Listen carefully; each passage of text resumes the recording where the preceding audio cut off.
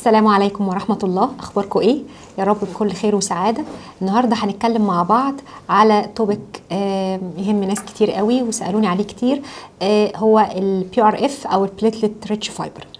عشان نتكلم على ال PRF أو ال Platelet Rich Fiber عايزين نعرف الأول هو ده عبارة عن إيه. يعني أنا لو هصنف ال PRF ده عبارة عن إيه، هو المفروض بينتمي تحت مسمى كبير قوي أو تايتل كبير قوي اللي هو Biomaterials used in tissue healing أو tissue regeneration. ال PRF يعتبر جروس فاكتور ماتيريال. احنا عندنا البايو ماتيريالز الفيمس قوي عندنا في مجال الجراحه بشكل عام، والبيري والامبلانت بشكل خاص هو البون جرافت والممبرينز. عندنا كمان الايتم الثالث هو الجروس فاكتورز، واحنا عندنا مالتيبل تايبس اوف جروس فاكتورز يجي من ضمنهم البليتلت ريتش فايبر او البي ار اف. البي ار اف لما نيجي نقرا عنه او لما نيجي نتكلم عنه دايما بنعرفه على انه second generation of platelet aggregates، الجيل الثاني من تجمع الصفائح الدمويه. امال مين اللي كان الفيرست جنريشن؟ الفيرست جنريشن هو البليتلت ريتش بلازما او البي ار بي. البليتلت ريتش بلازما هو اول حاجه اتقدمت او وجت عندنا في مجال الطب بشكل عام عشان تحل مشاكل بعض الناس اللي عندها هيلينج تشالنجينج، زي البيشنت اللي بيتعرض للبيرن او البيشنت الدايابيتك، لان دايما التو بيشنتس دول بيبقى عندهم دايما ديليد هيلينج. فده مع وجود ديليد هيلينج ممكن يبقى عندي اوبن ووند، فبالتالي ممكن يبقى في لايبيليتي ان يحصل لا قدر الله انفكشن، ممكن كمان يحصل لا قدر الله جانجرين تؤدي ان احنا ممكن يضطروا يعملوا امبيوتيشن لبعض الاطراف، زي ما ده حاجه مشهوره قوي في بعض الدايابيتك، في كتير من الدايابيتك بيشنت. وكذلك البيرن ده البيشنت بيبقى خسر المين بارير بالنسبه له اللي هو السكين، فعشان يحصل سكين ريجنريشن ساعات على حسب درجه الحرق ممكن يبقى فيه ديليد هيلينج، فده ممكن لا قدر الله ياثر على سلامة حياة البني آدم نفسه. فعشان كده كانوا بيفكروا في ان هم ايه متاح عندنا بيولوجيكالي نقدر نسرع بيه عمليه الهيلينج شويه، فلقوا ان احنا عندنا وجود جروس فاكتور ماتيريال هتسرع عمليه الهيلينج بشكل قوي جدا لو احنا عملنا لها ابلكيشن كونسنتريتد وايز في السيرجيكال سايت او المكان اللي فيه دامج او فيه مشكله. فالفيرست انترودكشن للكونسبت ده كان البليتلتس طبعا، لان البليتلتس طبعا مصدر ثري ومصدر غني جدا بالجروس فاكتورز، وهيبقى المصدر بتاعه الاساسي هو البيشنت اون بلاد. فبالتالي اول حاجه طلعت من الفكره ديت او عشان تحقق او تغطي المشكله الكبيره دي كان البليتلت ريتش بلازما او المعروف بالبي ار بي. طبعا البي ار بي دلوقتي منتشر جدا في مجال الجلديه ومجال التجميل وحتى في مجال العظام، بالذات في الناس اللي عندها خشونه في المفاصل بتعمل له انجكشن. وعشان كده احنا فكرنا نشتغل بيه برده في مجال الاسنان، في مجال الجراحه، لان احنا عندنا برده هيلينج تارجتس كبير جدا ان يحصل عندنا تيشو ريجنريشن، فجينا نستخدمه في مجال الاسنان لقينا ان عندنا مشكله كبيره جدا مع ان هو ليكويد انفورم. وطبعا بالنسبه لنا اي حاجه ليكويد انفورم هيبقى صعب جدا ان انت تعمل كنترول على الماتيريال، ان انت تستفيد من كل الفوليوم ده يبقى لوكالي ابلايد وستيبل في السيرجيكال سايت بتاعنا. السيرجيكال سايت بتاعنا مفتوح وهو ليكويد انفورم، فسهل ان يحصل له سيبج، فبالتالي هيبقى البنفيت بتاعته قليله جدا جدا. فاصبح قاصر استخدام البي ار بي في مجال الاسنان في حاجتين: في التي ام دي بروبلم بتحقن في التي ام جي في مشاكل الخشونه كريبليسمنت للساينوفيال فلويد عشان يقلل من البين اللي بيبقى موجود ويبقى انتي انفلاماتوري، ويساعد الى حد ما على الديسك ريجنريشن، لان طبعا يعني كلنا عارفين ان وانس ان الديسك حصل له ديجنريشن صعب جدا يحصل له ريجنريشن. بديل للهيالورونيك اسيد انجكشن. والاستخدام الثاني بتاعه في حالات البلاك تراينجلز. من ضمن حلول مشاكل البلاك تراينجلز ان احنا بنحقن البليتلت ريتش بلازما في البابيلا بيز اكت از ا فيلر. هي فيلر بتدي فوليوم للبابيلا، بيحصل لها ريجريشن طبعا لان البي ار بي ريزوربابل، بس كل مره بيتعمل ري انجكشن للبي ار بي بيكون حقق بعض من السوفت تيشو ريجنريشن، فبالتالي ما بنرجعش لنقطه الصفر، لا يعني بيبقى فيه سام سورت اوف جين، فبيتعمل ريبيتد انجكشن للبي ار بي في البابيلا بيز لحد ما نوصل لستيبل فوليوم لستيبل ريزلت للبابيلا فوليوم. فده اصبح قاصر استخدام البي ار بي عندنا في مجال الاسنان.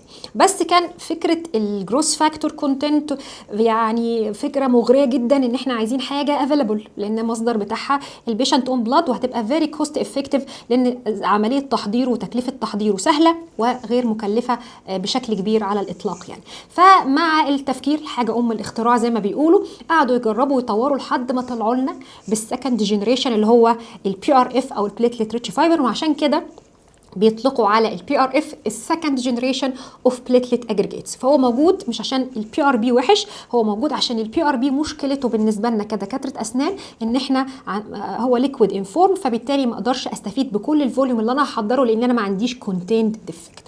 البي ار اف بيبقى فايبرين، فبالتالي بيبقى سيمي سوليد، فبالتالي انا اقدر استخدم كل البرودكت اللي هطلعه واستخدمه في السيرجيكال سايت واستفيد منه انا والبيشنت على اكبر قدر ممكن. طيب انا عشان احضر البي ار اف المفروض اعمل ايه؟ هجهز كذا حاجه. اول حاجه يبقى عندي جهاز سنترفيوج او جهاز الفصل او الطرد المركزي.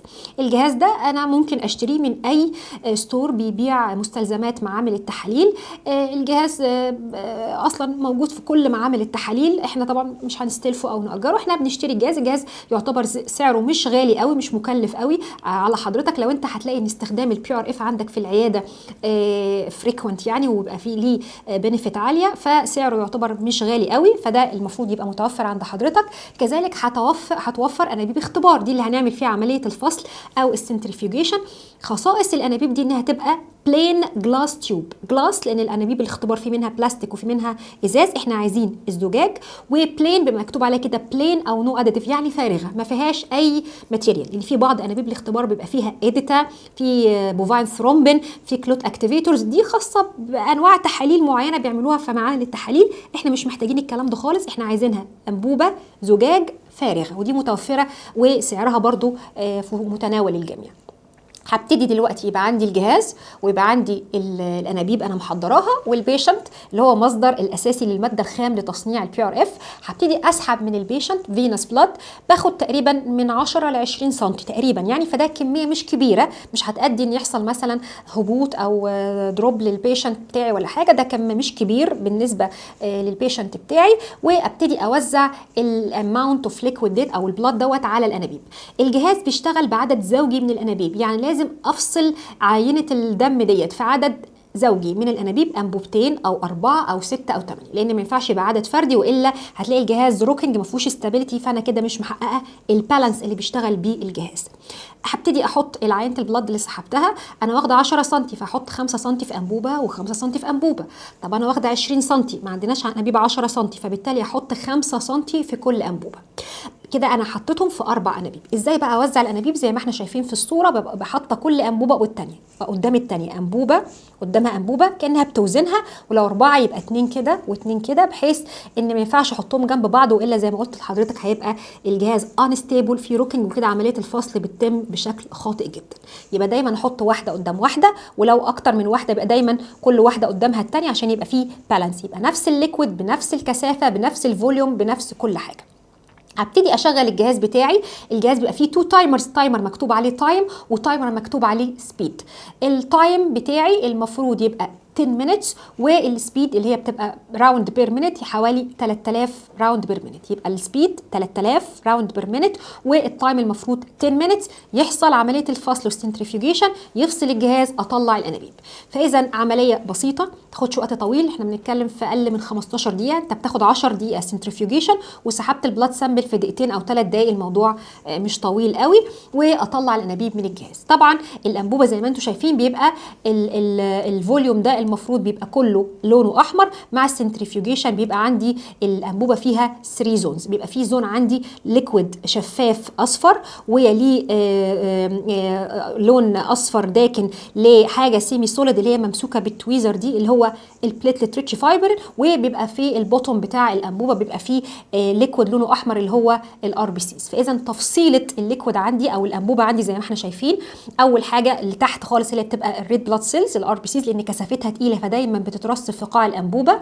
في النص بقى فيه البليتلت ريتش فايبرين اللي هو اصلا البرودكت اللي احنا بنسعى للحصول عليه، وعلى الوش يبقى في حاجه اسمها بليتلت بور بلازما PPP.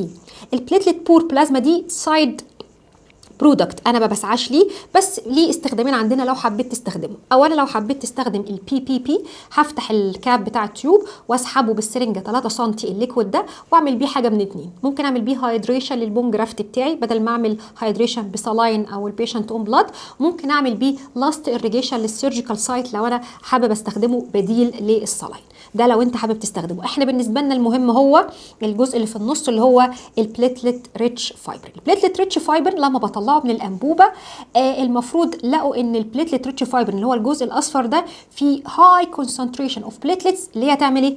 هتعمل سكريشن للجروس فاكتور اللي هي بعد كده هتشتغل على الاندفرنشيتد اكتوميزنكايمال سيل تخليها ديفرنشيتد انتو اوستيوبلاست، اوستيوكلاست، فايبروبلاست، سيمنتوبلاست، على حسب البي ار اف ده محطوط ريليتد لاي تيشو ستراكشر.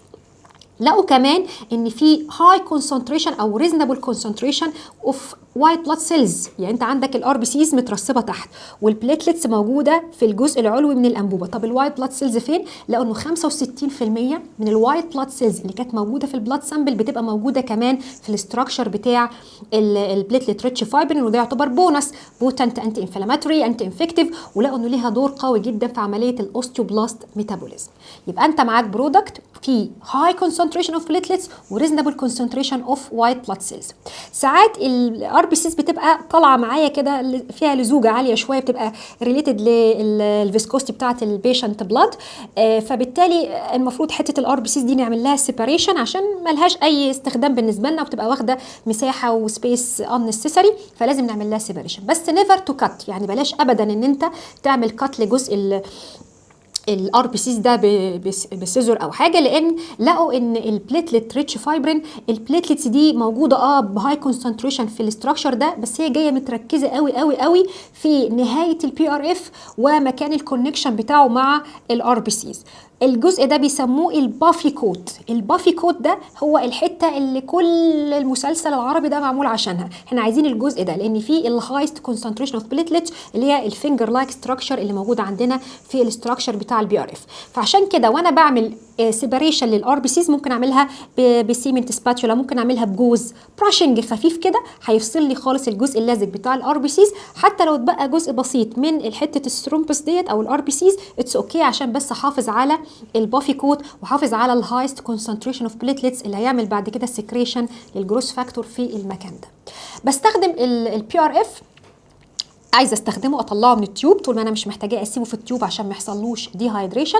ممكن استخدمه في الشكل الاسطواني بتاعه دوت كما هو، وممكن اعمل له فراجمنتيشن، يعني ممكن اجيب البي ار اف واجيب سيزر وابتدي اعمل له سمول كاتنج، اعمله اقصه في سمول فراجمنتس عشان هحتاج بعد كده اعمل له ميكسنج مع البون جرافت بتاعي. ساعات بنعمل له كومبريشن، احيانا بنعمل له كومبريشن لانه قابل للكومبريشن، هعمل له كومبريشن فيتحول لشكل ممبرين، عشان كده بيطلقوا عليه بي ار اف ممبرين. وده هنذكر المشكله دي كمان شويه ايه ابعادها. فانا ممكن اغير في شكل البي ار اف، استخدمه زي ما هو سلندركل، اقطعه حتت صغيره سمول فراجمنتس، او ان انا اعمل له كومبريشن فيبقى في شكل الممبرين. نيجي بقى للسؤال المهم، هو انا بقى البي ار اف ده هستخدمه اصلا في ايه عندي في الاسنان؟ في مجال الاسنان عندنا ليه 4 استخدامات، في مجال الجراحه بشكل عام، في مجال البيريو والامبلانت بشكل خاص، بيستخدموه كمان في الاندو، وليه استخدام في الريسيرش وورك، وده يمكن خارج الكلينيكال ابلكيشن بتاعنا. فتعالوا نشوف كده بنستخدمه في مجال الجراحه في ايه، في البيريو في ايه، وفي الاندو في حالات زي ايه. في مجال الجراحه بشكل عام في حالات ان انا عايزه، في حاله ان انا عايزه اعمل سوكت بريزرفيشن، وكلمه سوكت بريزرفيشن معناها ان انا عملت اكستراكشن وعايزه اعمل كومبنسيشن لاي ميسنج بون عندي موجود في السوكت. السوكت المفروض 4 رولز، ساعات بيبقى فيه ميسنج بقل بون وده كتير جدا، ساعات بيبقى وانا بعمل اكستراكشن حصل فراكشر للبقل بون جزء منه مثلا، اضطريت اعمل سيرجيكال اكستراكشن، فدايما هيبقى عندي هنا كولابسد ريدج. فالكولابسد ريدج ده هيبقى عندي مشكله بعد كده في مع الامبلانت بليسمنت، او حتى لو هعمل بريدج فهيبقى عندي هنا البونتك سايت فيري ديفيشنت. فعشان الحق ده واعوضه at time of extraction بنعمل حاجه اسمها socket preservation. فمن ضمن الماتيريالز اللي بستخدمها فور socket preservation البي ار اف. فساعتها هعمل اكستراكشن واضيف البي ار اف جوه السوكت، بس هنعمل حاجه اسمها هوريزونتال فيجر 8 اللي هي كريس كروس سوتشر او اكس شيب سوتشر تو بريزيرف الماتيريال انها ما تقعش، لان البي ار اف ده عباره عن بلاد كلوت، فعادي جدا ان هو يبقى اكسبوزد دايركت في الاورال كافيتي من غير ما يسبب اي كونتامينيشن او انفكشن. بنستخدمه كمان في علاج الدراي سوكت. لو انا عندي حاله فيها دراي سوكت بمشي ببروتوكول التريتمنت بتاع الدراي سوكت وبضيف عليه خطوه البي ار اف ابلكيشن، بيبقى طبعا بليتلت كونسنتريشن عالي جدا، ده يعتبر بلاد كلوت اضعاف اضعاف اضعاف البلاد كلوت ناتشورالي تو بي فورمد في السوكت. فبقى عندي جروس فاكتور كتيره، اندفرنشيتد سيلز كتيره، وكمان وايت بلاد سيلز اكت از سيداتيف، عشان طبعا انتوا عارفين الدراي سوكت بيبقى الحاله دي بيبقى مصاحبها بين شديد جدا. ليه ادخل في دراي سوكت واعالجه؟ انا ممكن اصلا امنعه من البدايه. حالات الامباكشن ساعات بتدخل في دراي سوكت، حالات الهيفي اكستراكشن، سيرجيكال اكستراكشن، هارد اكستراكشن، ساعات كتير العيان ده يجي يمشي ويجي بدراي سوكت. طب ما انا ببقى بريدكتنج ان احتمال كبير يدخل في دراي سوكت، هيفي سموكر برضو ساعات، فبالتالي انا ممكن ببروفلاكتيك ستيب بسيطه باستخدام البي ار اف امنع اصلا الحاله انها تدخل في دراي سوكت وابتدي اعالجها فروم سكراتش. ساعات برضو بنستخدمه في مع الابيسكتومي، يعني المفروض في الابيسكتومي ايديالي يتحط بون جرافت، بس ساعات بيبقى ده فيري اكسبنسيف على البيشنت، فبنستخدم البي ار اف مش بديل للبون جرافت، لان ده بيشتغل حاجه وده بيشتغل حاجه ثانيه. لكن البي ار اف بروموت هيلينج، سيداتيف، وجود وايت بلاد سيلز، انتي بكتيريال، انتي انفكتيف، فيعتبر برضو اوف جود بنفيت لو استخدمته بعد ما نظفت السيستيك كافيتي وبقى كلين، فاقدر اضيف كمان البليتلت ريتش فايبر. بيستخدموه برضو في الساينس ليفتنج. الساينس ليفتنج ده بندخله في الجراحه، فعشان كده في بعض من ضمن التكنيكات المقترحه للساينس ليفتنج ان يرفع بيه الشينيديريان ممبرين، ان هو يضيف بليتلت ريتش فايبر، بس ده هيبقى عايز اكتر من 20 سم بصراحه، ده عايز له بتاع 50 سم ولا حاجه دم بلاد عشان يقدر يطلع فوليوم من البي ار اف ويبتدي يعملوا بيه ساينس ليفتنج. احيانا بيستخدموه في علاج الشينيديريان ممبرين بيرفوريشن، يعني ممكن احنا ايديالي المفروض بنستخدم الكولاجين ممبرين ونعمل له سوتشر، ساعات بيستخدموا البي ار اف ممبرين بديل للكولاجين ممبرين عشان يعالجوا بيه الشينيديريان ممبرين بيرفوريشن في حاله الساينس ليفتنج. في مكان البيريو، سواء بقى بيريو توس او بيريو امبلانت، بنستخدمه في الجايدد بون او والجايدد تيشو ريجنريشن. ما بستخدموش بديل للممبرين. اولا انا عايزه استخدمه في الحاله دي، هستخدمه مش في شكله الاسطواني، يا اما هعمل له فراجمنتيشن يا اما هعمل له كومبريشن. احنا اكشوالي بنعمل الحاجتين، بعمل له فراجمنتيشن بقصه قطع صغيره واعمل له ميكس مع البون جرافت اللي هستخدمه، وات ايفر نوع البون جرافت، الوبلاست، زينو جرافت، الو جرافت، كل الجرافتس دي ما فيهاش جروس فاكتور كونتنت. اكيد مش هعمل ده في الاوتوجينوس. الاوتوجينوس معروف ان فيه اصلا اتس اون جروس فاكتور كونتنت، فبعمل له ميكس مع اي نوع من انواع البون جرافت واعمل له ابلكيشن او باكنج في السيرجيكال سايد. وبعد كده هروح مغطيه الممبرين، مغطيه الماتيريال بتاعتي بالممبرين بتاعي، سواء ريزوربابل او نون ريزوربابل ممبرين. وبعدين هضيف فوق الممبرين ويعتبر كده تحت الفلاب بتاعي بي ار اف ممبرين، وعشان كده احنا بنعمل كومبريشن لبعض البي ار اف عشان يبقى واخد شكل الممبرين. ليه انا حاطه بي ار اف ممبرين فوق الممبرين بتاعي وحطاه تحت الممبرين؟ يعني انت لو تاخد بالك انا عندي كولاجين ممبرين مثلا، تحتيه بون جرافت وبي ار اف وفوقيه بي ار اف. للميزه والعيب اللي موجوده في البي ار اف ان البليتلتس هتعمل سكريشن للجروس فاكتور، والبليتلتس مصدر غير متخصص للجروس فاكتور سكريشن، لان كل خليه في جسمنا ليها جروس فاكتور سبيسيفيك ليها. فانا دلوقتي عندي مصدر غير متخصص للجروس فاكتور سكريشن، فبالتالي البليتلت ريتش فايبرين ده احطه في اي تيشو يشتغل، بون يشتغل، سيمنتوم يشتغل، سوفت تيشو يشتغل، هير يشتغل، اي يشتغل، في اي مكان هيشتغل. فعشان كده ليه ما استفدش من دوت بان انا احط البي ار اف تحت الممبرين دايركتنج توورد ريجنريشن للبون والسيمنتوم والبريدونتال ليجامنت، احط فوق الكولاجين ممبرين بين الممبرين وتحت الفلاب بتاعي تارجتنج سوفت تيشو سيكنينج اند هيلينج. يعني هو السوفت تيشو ده ملوش نفس هو كمان ان السيكنس بتاعه يزيد والانفلاميشن يبقى اقل في مرحله الهيلينج، وعشان كده بستخدم الممبرين في البي ار اف في ديفرنت فورم عشان احقق كل التارجتس اللي انا عايزاها. طب ليه ما استخدمش البي ار اف ده كممبرين بقى؟ ما هو شكل الممبرين اهو خلاص، لان الريزوربشن ريت بتاعه في خلال من 10 ايام لاسبوعين.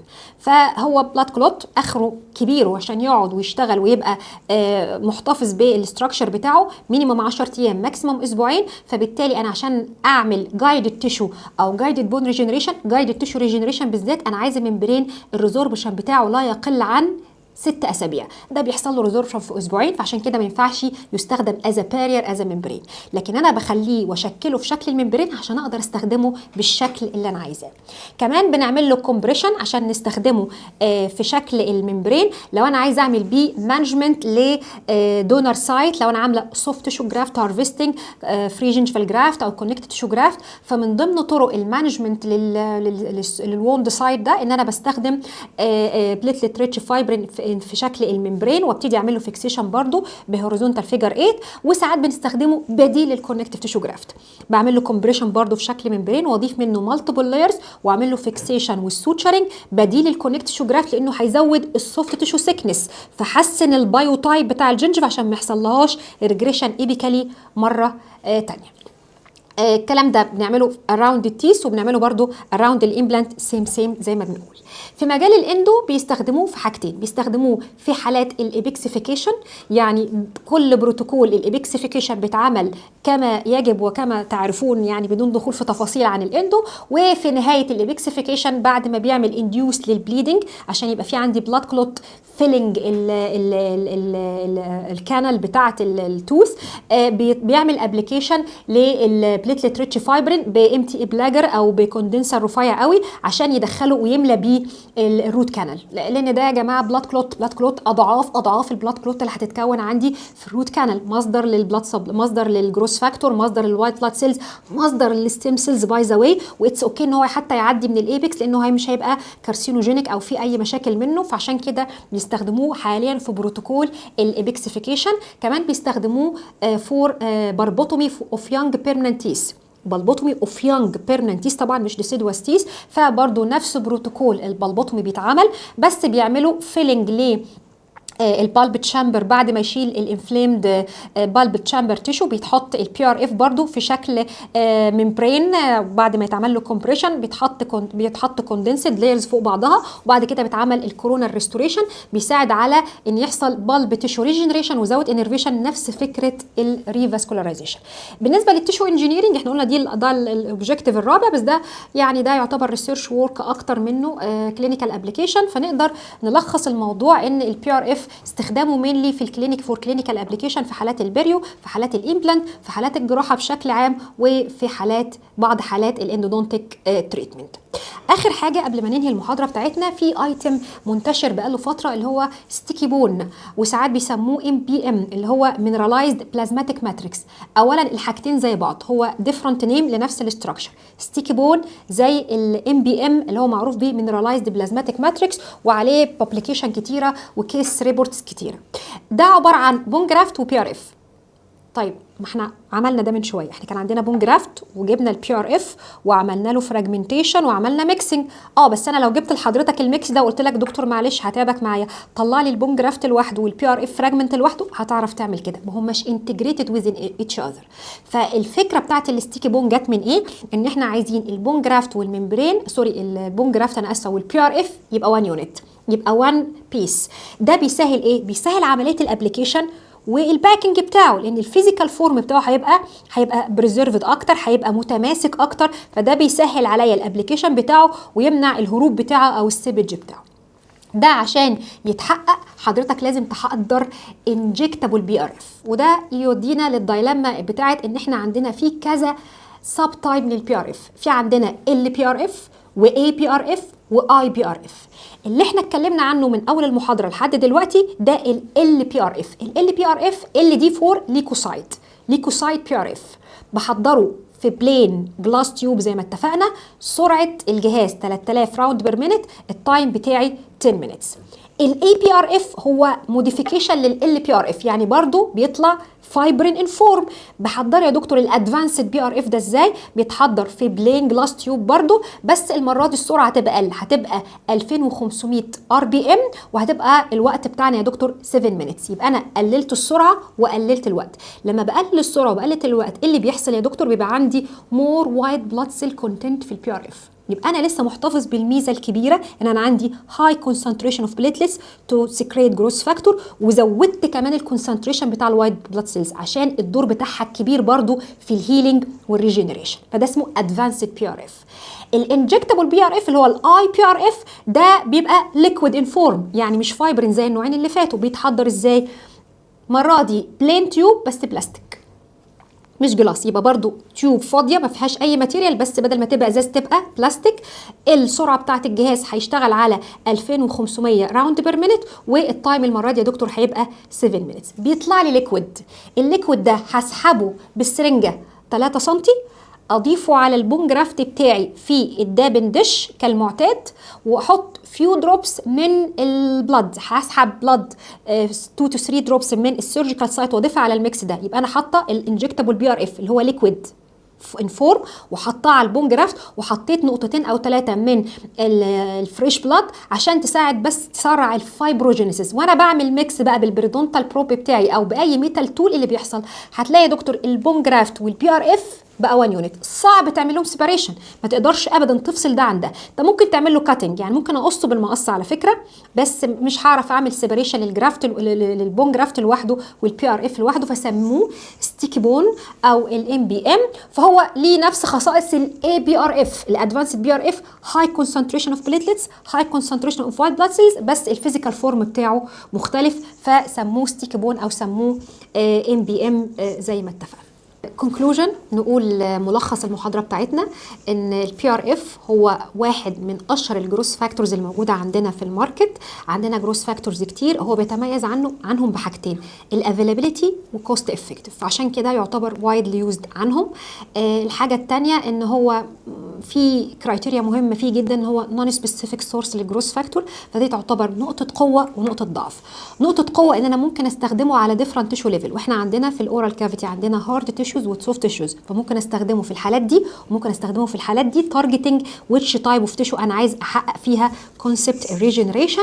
وتعتبر ويك بوينت ان هو بما انه مصدر غير متخصص للجروس فاكتور كونتنت، فبالتالي انا مش هحصل منه على اماونت كبيره من الجروس فاكتور، عشان كده بنحاول نعوض ده ان احنا نستخدم منه كميه كبيره عشان نحصل على جروس فاكتور بشكل قوي جدا، عشان تدينا نفس الريزلت اللي باخدها من الاذر تايب اوف جروس فاكتورز، لكن يظل في الاخر افيلابل كوست افكتيف وبيديني ريزلت كويسه جدا. وحتى لو مش هي ليه هاي امباكت، على الاقل ستيل ليه يعني ريزونبل امباكت، يعني نقدر نقول ان هو عمره بيعمل اي مشاكل، بالعكس يديني سمول امباكت او هاي امباكت اكوردنج تو ذا كيس. اتمنى ان المحاضره تكون مفيده لحضراتكم، وضحنا الفروق بين البي ار بي والبي ار اف، وفي الاخر وضحنا الفروق بين انواع البي ار اف المختلفه. اتمنى تكون في اضافه ليكم، في انتظار اي اسئله من حضراتكم. اشوفكم على خير ان شاء الله، والسلام عليكم ورحمه الله وبركاته.